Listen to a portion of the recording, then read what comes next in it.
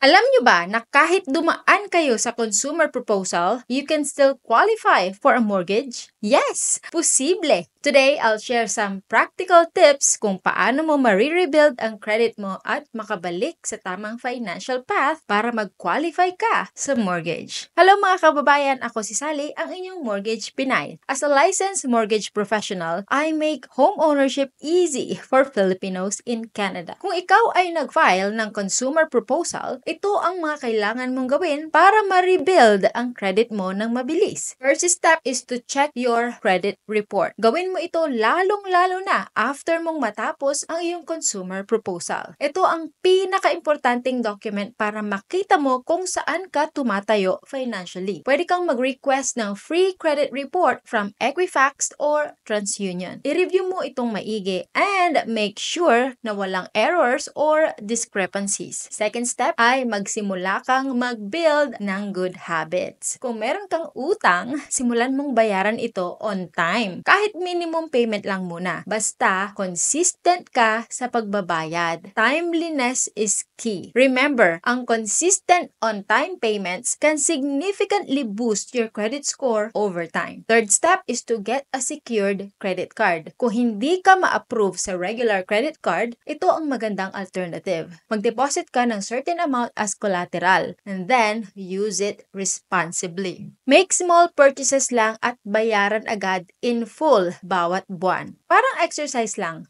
Unti-unti mong binubuo ang credit strength mo. Fourth step, limit new credit applications. Kung natempt kang mag-apply for multiple credit accounts, resist muna. Every credit inquiry shows up on your report and can hurt your score. Focus on maintaining what you have and building your history gradually. Fifth, ay be patient and stay consistent. Finally, rebuilding credit takes time. Huwag ma-discourage kung mabagal ang progress kabayan. Ang importante, mag-focus ka sa healthy financial habits and trust the process. Most lenders prefer na makita ang at least 2 years of solid credit history after fully paying off your consumer proposal bago nila i-consider ang mortgage application mo. Pero may mga alternative lenders tayo na pwedeng mag-approve earlier pero kadalasan may mas mataas na interest rate at additional fees. Kaya patience at consistency talaga ang susi para ma-improve ang credit score mo at magkaroon ng mas magandang mortgage options in the future. With patience, discipline, and the right financial moves, you'll be mortgage ready in no time. Hindi ka nag-iisa sa journey na ito. I'm here to guide you every step of the way. By the way, I have a free mortgage app na sobrang helpful para sa'yo. Pwede mo itong gamitin to calculate mortgage payments, check affordability, and stay updated on the latest rates. Download it today to make your mortgage journey easy and stress-free. Again, I'm Sally, your mortgage Pinay, and I'm here to make your dream home a reality.